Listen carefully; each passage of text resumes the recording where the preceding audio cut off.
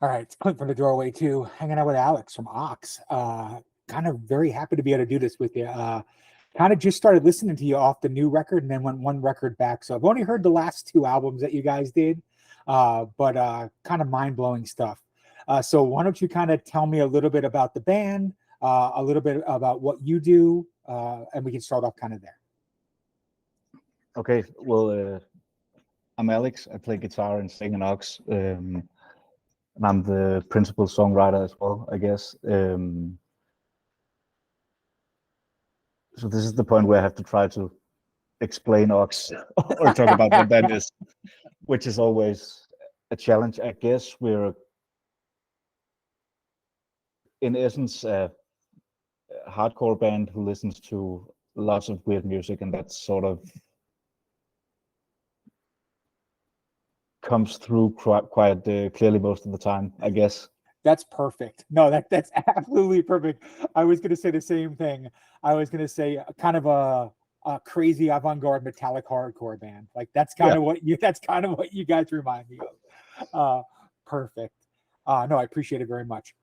So the first thing I kind of want to talk about, which is a very good thing because you kind of did it as well. Like there's so many different elements and layers in this band that it's really hard to describe like how the band sounds to someone other than just playing it for them.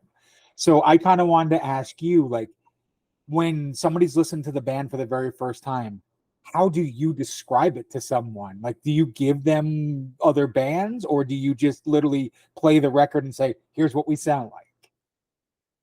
I like ideal circumstances would be to just get to play the record to people, but oftentimes, unfortunately, that's not quite how the world works, right? So you have to have a tagline or something. I think one I came up with back when we tried pitching the previous record, the one called "The Skeleton is Just a Coat Hanger," these the black strings that make you dance, which I'm pretty sure is what ended up getting us the record deal with Nefarious. Was I think I described it as the auditive equivalent of getting blackout drunk and beating yourself to death with a Thomas Pynchon novel. And, and you know, like pretentious though that may be, I think that's still my preferred description of the sound of OXX. That is fucking phenomenal. That is just phenomenal, man. So I kind of want to talk about the different sounds that I hear and why I like OXX, and I'm sure why other people like myself, the weirdo outsiders that like this kind of music, all right, is I love that you mix elements of like old school 90s noise rock, and then you kind of throw in proggy jazz elements. I don't know how else to explain it.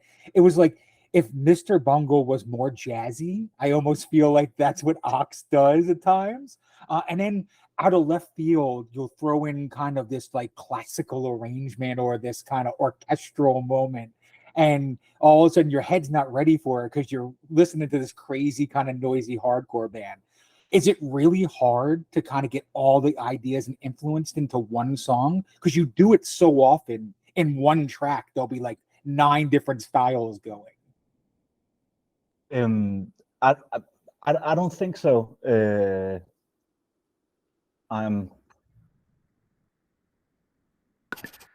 trying to be as brief as possible in this. No, don't be. You're fine. Trying to stave off the potential rant, but I guess all of us, and especially speaking for me personally, I am. Give me. I'm trying to wake up here. Sorry. Yeah, no problem. But I think I came up playing guitar first and foremost before like being concerned about any specific types of music or specific stylistic idioms or whatever. Like, my feeling is like some people, and this is the case, for example, with Anas, our bass player. He's very much a heavy metal bass player. Like he learned to play bass by playing heavy metal and playing along to those records, which is which is great and one very legitimate way of going about it. So it's not to say that something is better than the other, but for me, like I think I'm a lot more indecisive in my approach to music. So I've just like sort of picked up tons of stuff listening to like a million different kinds of music. Yeah. Without like stressing out too much about what fits together and how it blends together. And so I think this like schizophrenic, for lack of a better word, or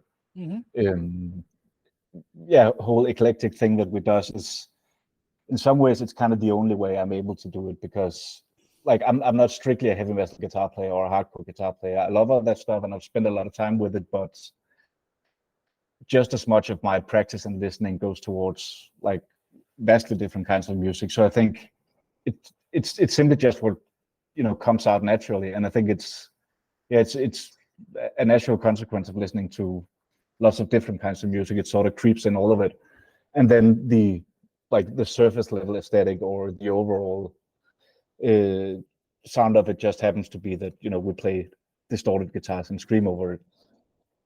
Perfect. Awesome. So there's a couple of bands that I kind of hear as a major influence. I could be completely wrong, but I kind of want to see if it's bands that you really are into or not.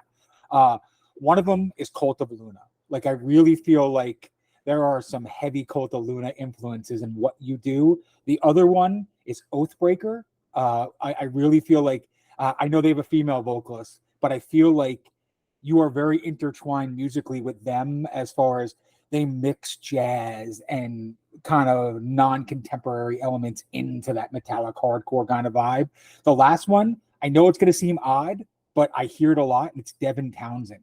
And the reason why I say that is because how schizophrenic you are as a band, as you said, that's like the best way to put it. Every one of his records are completely different. And I saw him say something once, is he can't record the same record twice because he doesn't remember what he did for the last record.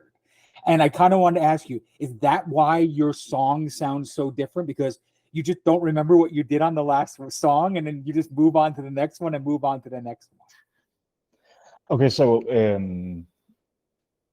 yeah, and thank you so much, first and foremost. I love all the three bands, but yeah. So in order, Cult of Luna, I haven't really listened to that much. I was into, this is how unfamiliar I am. I don't even remember the names of the records, but for a short while, 10 years back or so, I was pretty into their classic record, the most popular one, the one with the, there's a painting of a flower or something on the cover. Yep. What's that called? Yeah, I don't remember the title either, but yes, I know which one you're talking about. But yeah, that's basically the extent of it. Then I think I saw them at Roadburn in 2014 or 15, which was like, yeah, they're great live band, obviously, and that concert made like, yeah, it was a good experience for me. But I haven't really, it's not something I have in the back of my head when I'm writing. As far as those kind of post-metal bands go, I've only really been heavily into Neurosis, but the other ones, aside from that, I'm not super familiar with. Same thing goes for Oathbreaker. Like, they've come up at certain points, like other people have mentioned them, and as a consequence of that, I don't remember which record either, sorry. Sure. But I did spend some time checking them out, and like, yeah, really loved what I heard, but I'm not super familiar, honestly. Devin Townsend, however, is a massive influence. Yeah, and like you said, probably not like in an immediately apparent way. I don't think, like, obviously I'm not at all on the same level as he is as a vocalist. So that's the most like significant barrier to taking like super direct influence from him, that it's so, everything he does is so tied to like his insane level of virtuosity. And yeah, and so obviously I'm not able to do that, but I think I love almost everything he's ever done. There are probably exceptions, but like, even before Strapping Young Lad, he did a record with Steve Vai of all people when he was 17. It's amazing. Yeah, and he's a really great singer at that point already. But from that up through Strapping Young Lad, of course, and then all of his solo stuff. Yeah, I really love most of it, and I guess the important thing I think to take influence from with a guy like Devin Townsend is the principle of it, or the underlying ideological approach to music, like completely fearlessly blending influences from everywhere and being and still being confident that it'll come out sounding like you and the guy who's doing it, because everything naturally is filtered through the mind of whoever's writing the songs, right? So even though Devin Townsend claims to be making a country record once in a while, or a new age record or whatever, it's all like very distinctly Devin Townsend, because everything is written around his singing, his guitar playing. And I think that approach to making music, and that sort of that way of taking influence and continuously integrating new sounds and influences and directions in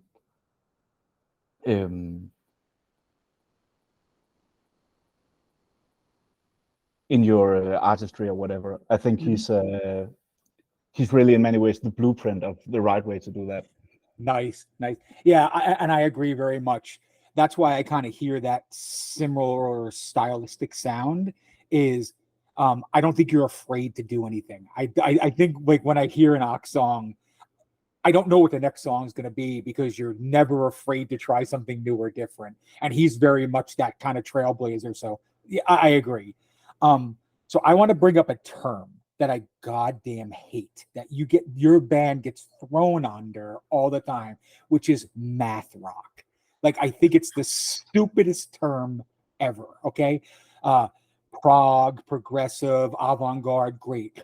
Math rock, just, do you think you're a math rock band? Because even like other math rock bands I've talked to that are tagged as that say they have no understanding of what the hell that is, except for complexity. So talk to me a little bit about your thoughts on math rock. I'm relieved to hear you say that, because I have many of the same gripes with that term.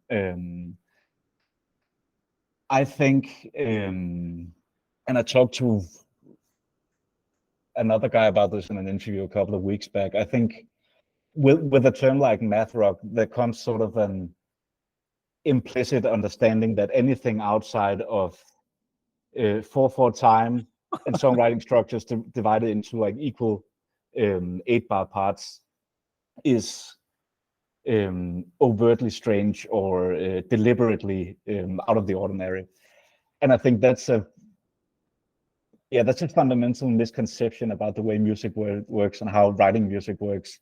Like, I am like, at no point in the songwriting process am I at all conscious about time signatures or polyrhythms or whatever. Mm-hmm.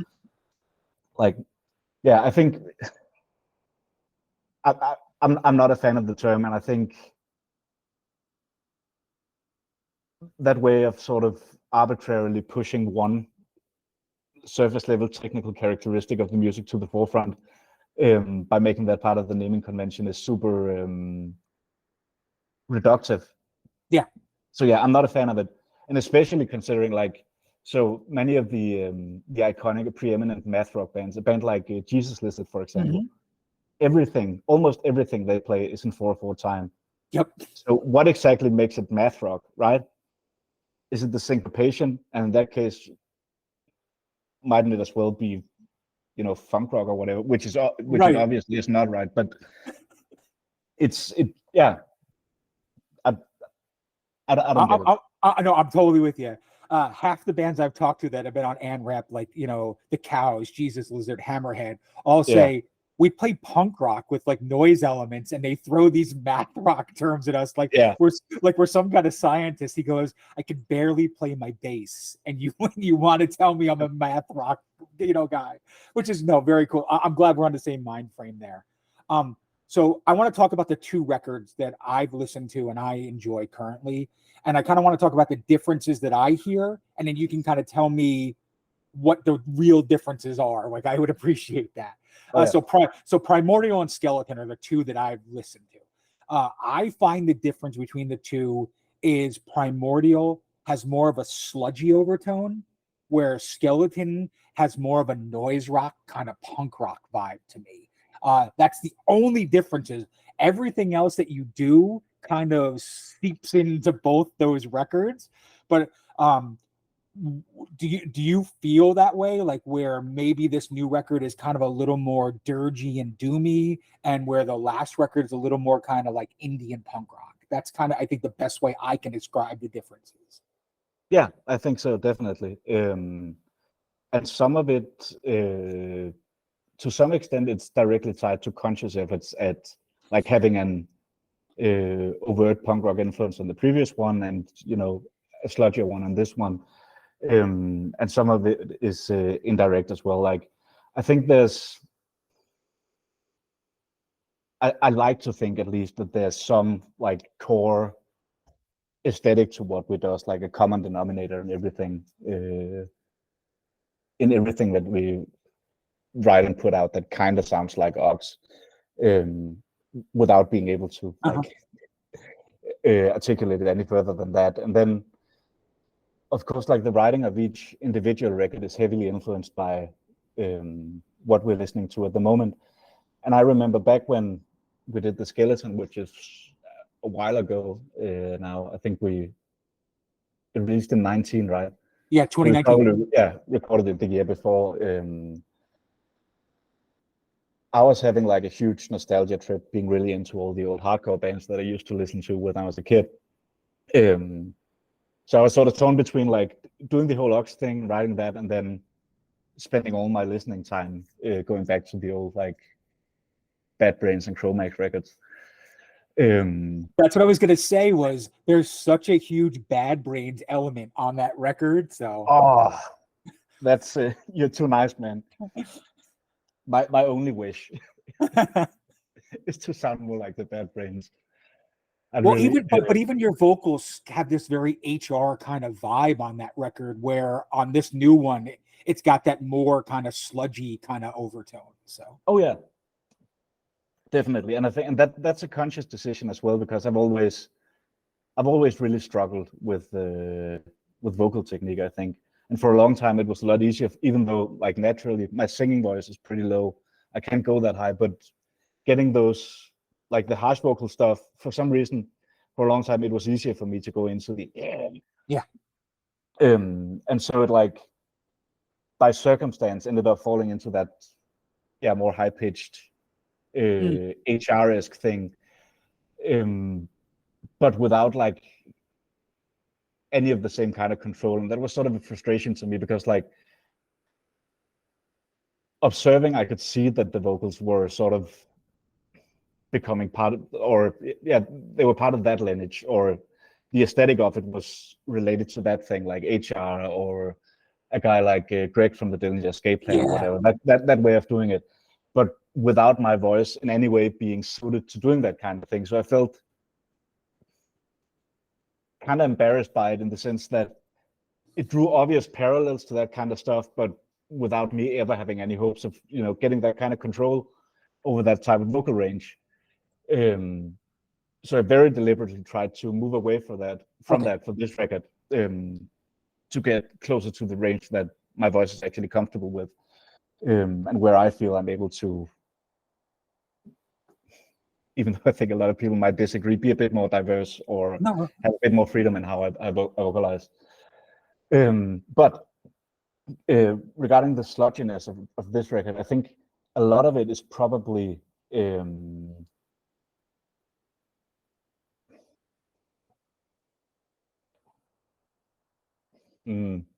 me a second, sorry. Sure. In some sense, I'd say it's indirect, but in another unavoidable. And I'll try to explain that. The thing is, coming back to not being strictly metal musicians, like I spent most of the time between us releasing the Skeleton and starting to record the Primordial Blues, playing bluegrass guitar. Oh, okay. Which was partly due to COVID and having to find something to really practice on my own, and also of course just due to interest. But out of that grew a sort of, I think I've been frustrated for a long time with sort of the harmonic language of a lot of modern metal and hardcore, in the sense that it's become like very, very far removed from the bluesier roots of all rock and roll music, right? And even the way that a lot of heavy music is like connected to that bluesier thing these days, to me, is not that interesting. Like that's mostly the stoner bands doing variations on old Black Sabbath and all that stuff, which is fine, but just not for me. The point being that, like, so spending that much time with the bluegrass stuff and that kind of similar type of very triad based, like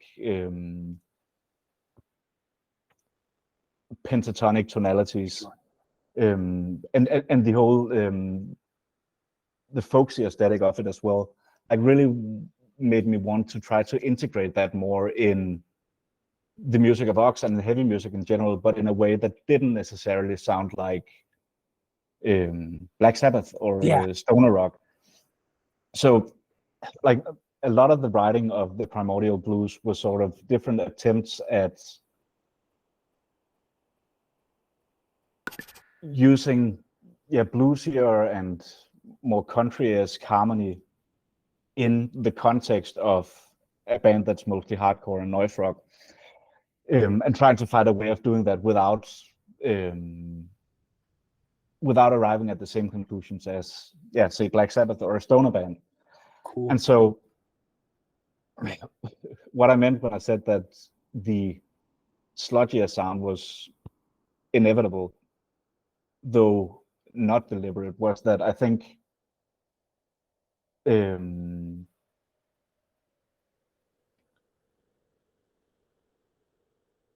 the way we arrived at the sludgier sound was probably like by way of a huge detour, but it would be I guess the only logical place to arrive, right? Okay, very cool. So I think we took a massive detour to arrive at a similar aesthetic to what a lot of other sludgy bands does, but the intention on our part was trying to get back to those bluesier, more folksy harmonic structures and trying to put that into OXX. Cool.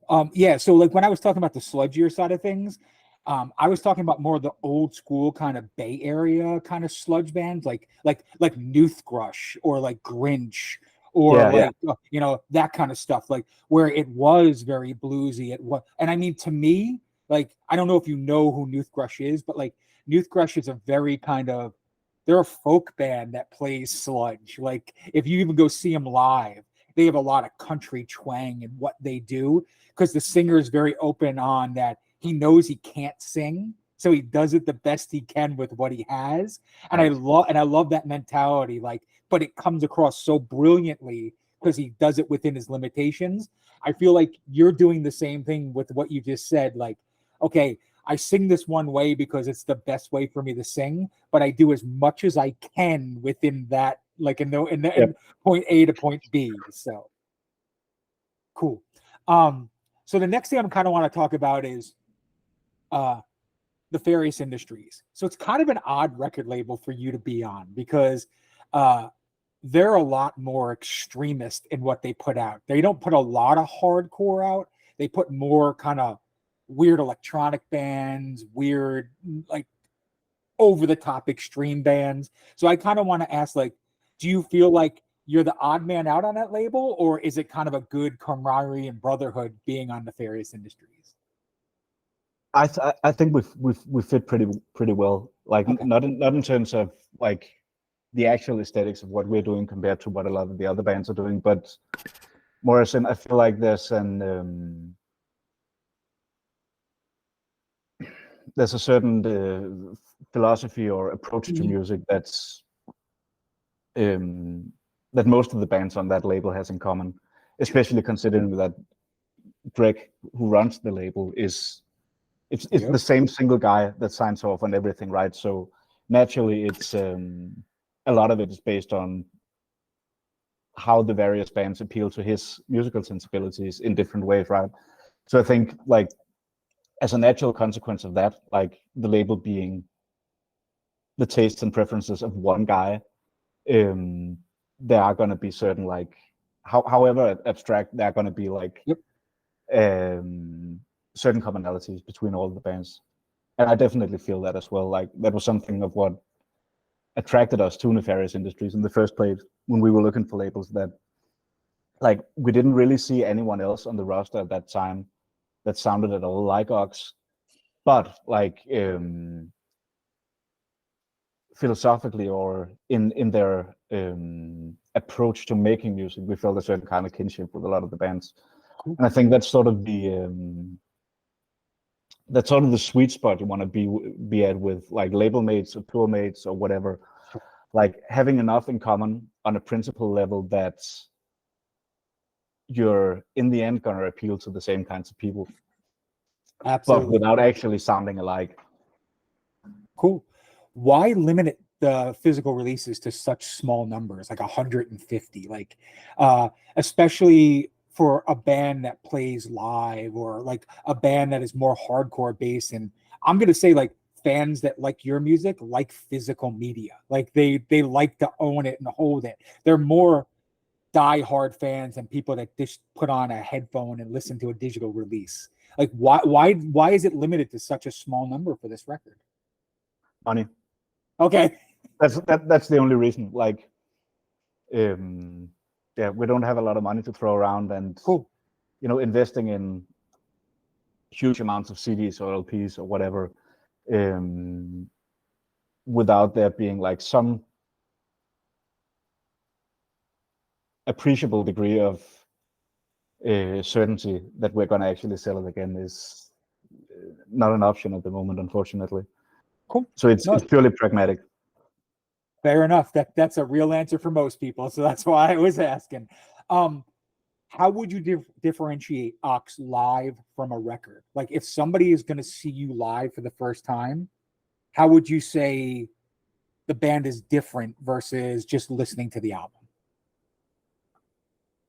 That's a good question. And we've been discussing this a lot amongst ourselves as well.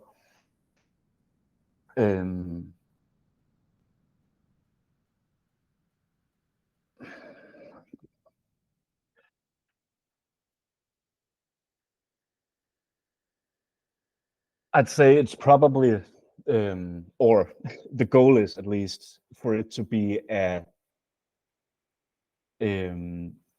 everything in the live show to be like a succession of microcosms of improvisation within the exact same forms as the songs appear on the record.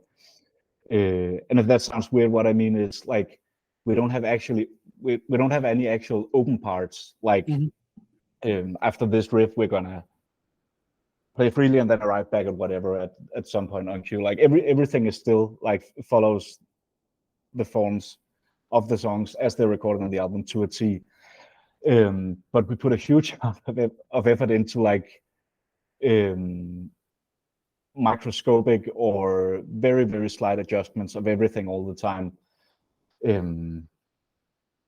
Which I guess might just be a pretentious way of saying we don't play the stuff perfectly. But yeah, but what I mean is we're, as paradoxical as that might sound, we're very conscious of trying to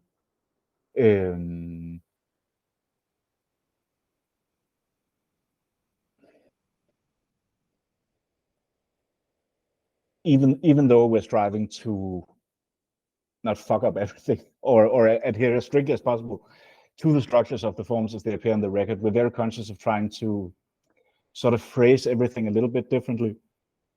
Does this make any sense at all? Yeah, no, absolutely. You're trying to tweak the parts that are the strongest and filter out the minutia, like the less important parts of it.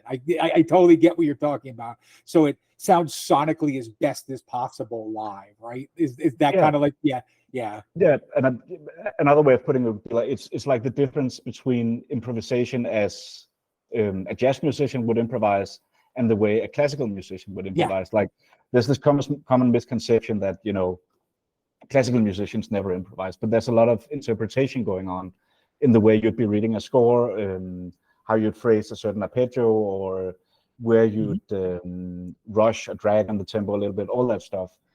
And we try to be as conscious of that as possible, because we're used to improvising a lot more in other musical contexts. We're sort of trying to find a way to merge playing like super strict, stringent, like rock song structures, but still, I guess, keeping that like some sense of unpredictability and keeping things interesting for us as well. What I should say, what people should not expect from seeing OXX live, and this goes back to my beef with the term math rock or mathcore, is an explosive live show, because I have to sing and play guitar at the same time. So I have to stand in place, and there's nothing I can do about that. And that's a recurring thing. Like people usually expect us to breathe fire and crash the amps and all that stuff, which is fine. But we don't. We play the songs and we do our best, and that's it. No, fair enough. So I don't know if I'm just hearing things or if it's just the way tonality that the layers are happening, but there's almost like an electronic element on some of the music to me, like where there's odd layers and tones. Are you doing anything differently, or are you using like odd electronic tones or elements on pedals as well too? Because like I said, there's almost in middle parts of songs, it sounds like it's almost an industrial kind of tone going on. So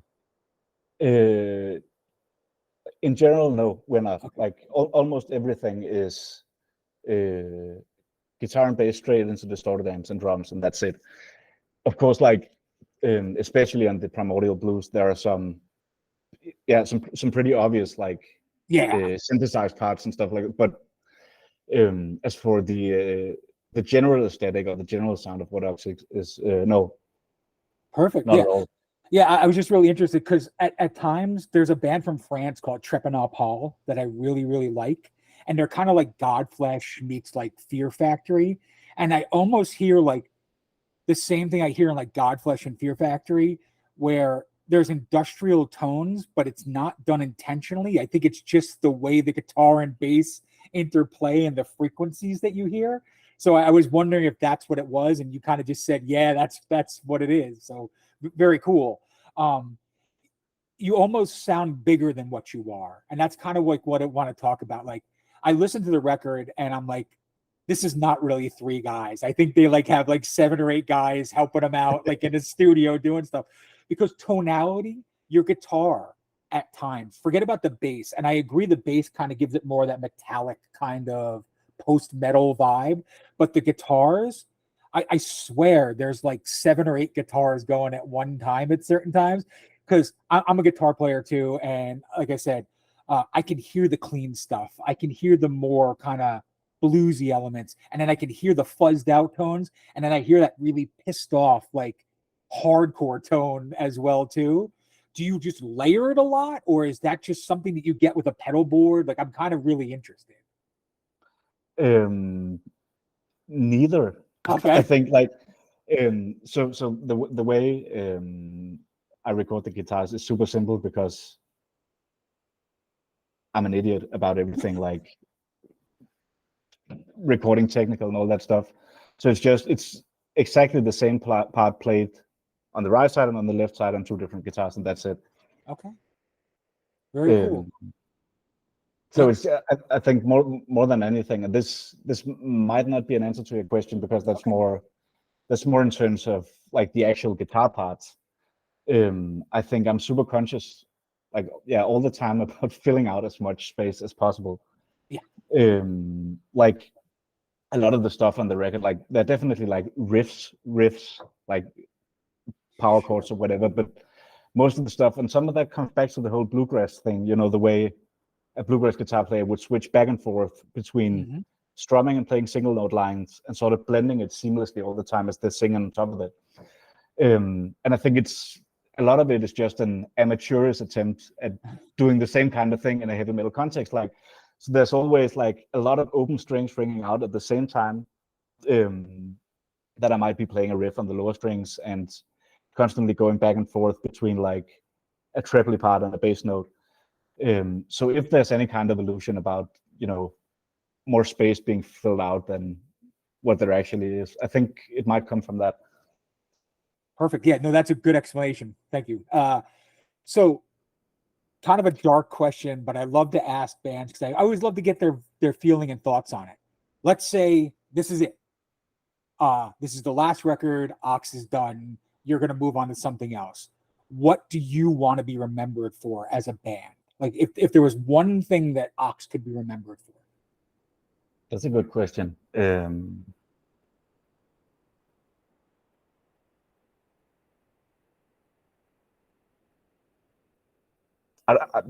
don't think I have anything deep like for that. I'd want us to be remembered for hopefully not making a shitty record. I'd like for our last one to be decent, right?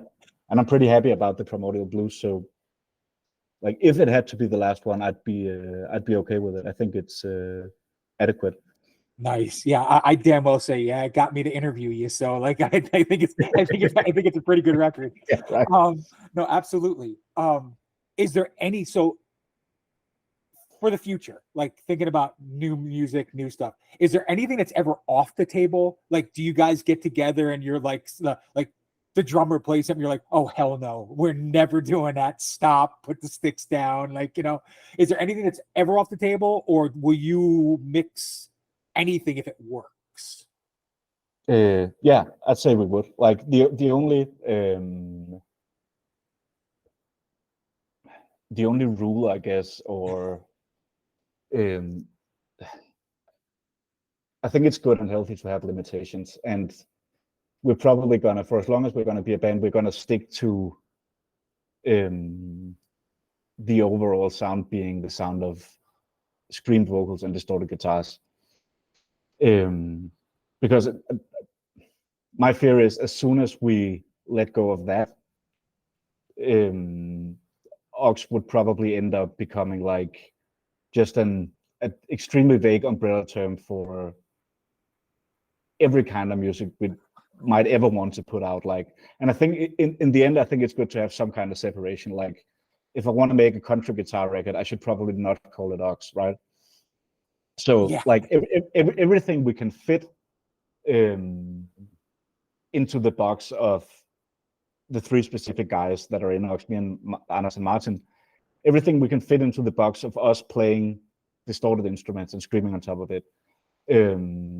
All of that is welcome in OXX, but as soon like anything that would require us to sort of stray too far from that, I think would probably be more appropriate for something else. Okay. So I'm going to talk about a musical style then that I know I hear in your music. It could be unintentional entirely, but I know, and that is 90s Finnish black metal. Okay. And the reason why I say this is the guitar tones on a couple songs off of, especially Skeleton, remind me of this band Anaki and Crescent from Finland. Like they literally have that cold, kind of icy, high-end trebly guitar sound.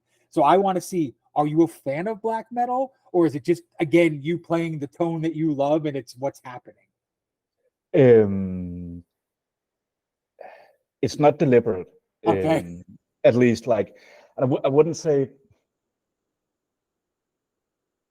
there are black metal bands that I like a lot, definitely. Okay.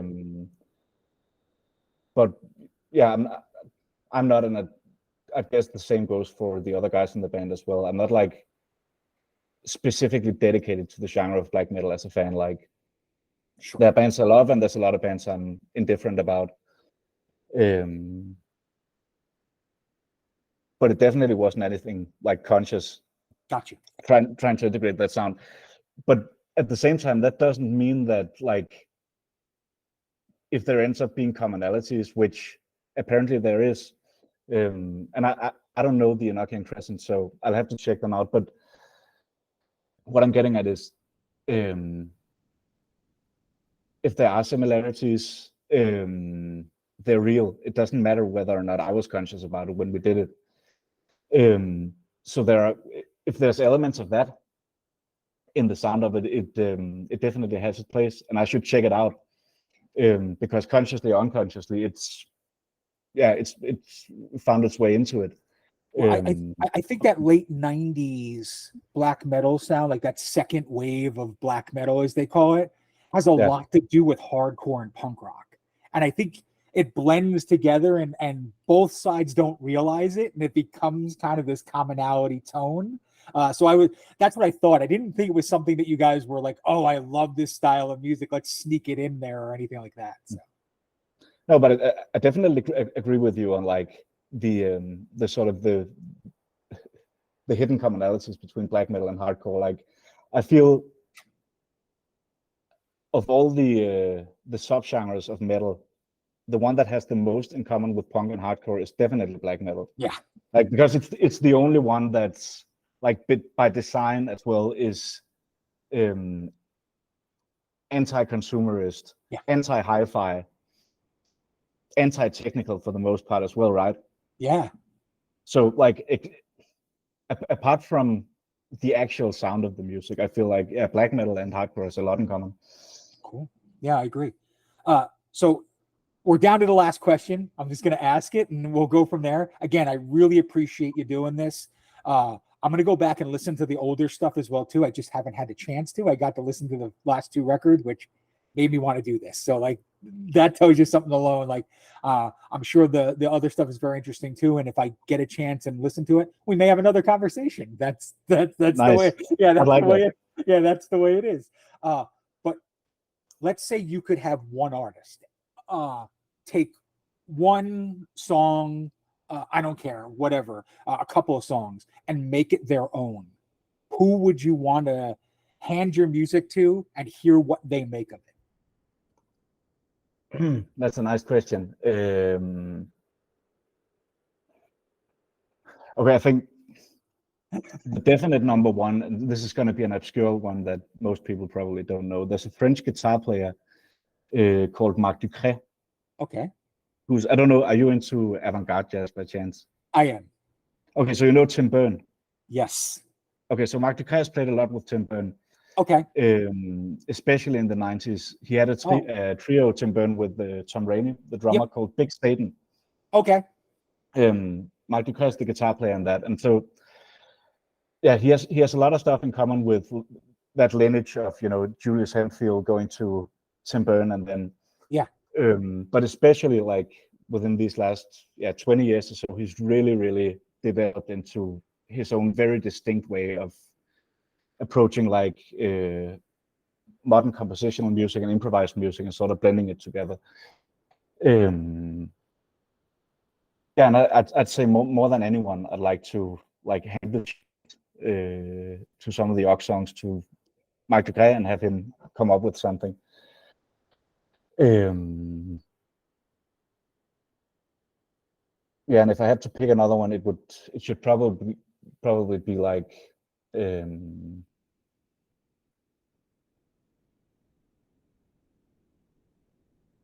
something as far away from that approach as possible. I'd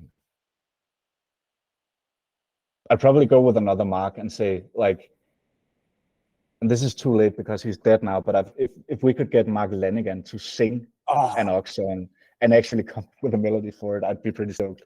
Oh my God, like one of the most soulful souls ever on this planet, man. Like his solo, like the Screaming Trees are great, but his solo stuff is like where it's at. And then I love the stuff that he did with like Greg Dooley from the Afghan Wigs as well too. Like the Gutter Twins, like so good. Like you touched my heart with that, because like that man is a musical maestro. Like he's a treasure. Like I think Blues Funeral, the one he did in 8 or 9 or something, that's probably my favorite record of all time. Nice. I was now, just so I can throw some feedback into it too, because I want to.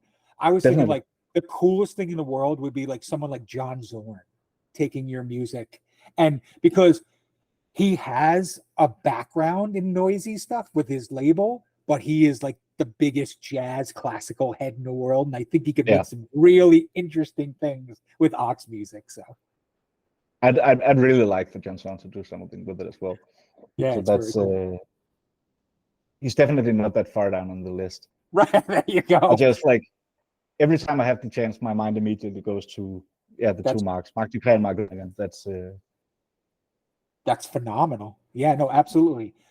So Alex, man, thank you so very much for doing this. I'm gonna tell everybody they're absolute goddamn fools if they don't pick up the last two OXX records for sure. Because you're too nice. No, man, like I don't do a lot of interviews. Okay, I may do like one a month. I may do one every 2 months. Like a band has to hit me that I want to go talk to them, and these records made me want to talk to you. So that's all I want to say is thank you for it. Keep making the music that you make, and like I said, I will be a fan as long as OXX keeps making interesting music, and I don't think that's ever going to change. So thank you so much, man. That really it really means a lot to me, and especially considering the rarity of you doing interviews. I feel like I should probably apologize for my choppy English today. I've been practicing the whole day and not talking to anyone, so I'm a bit rusty. But no, this I'm was great. super stoked you wanted to hang out and you wanted to take out the time to talk to me. No, so thanks so much. This was fantastic. I'm so glad we got to do it. I'm going to give you the floor for like the last minute or two. Kind of talk about what OXX is up to. If there's anything going on, anything new besides the new record, just kind of let us know what's happening. All right. Well, outside of Denmark, OXX is not up to much at the moment. Like the only shows we have planned for the rest of the year are in Denmark. We haven't booked anything for next year either. So yeah, everything is kind of up in the air at this point. And this goes back to the financial challenges of releasing a record as well. Like touring for a band of our size, that is to say, minuscule, is you never know until you know. So at the moment, we don't have any like we don't have anything laid out. We're just crossing our fingers and hoping for everything to work out for next year. And probably, if that turns out to be the case, we want to get out and about as much as possible. But yeah, it's impossible to say at this point, unfortunately. No problem. Again, Clint from the Doorway 2, hanging out with Alex from OXX. Appreciate it very much, man. You have a good weekend, and it was an absolute pleasure speaking with you today. Likewise. Take care. Bye.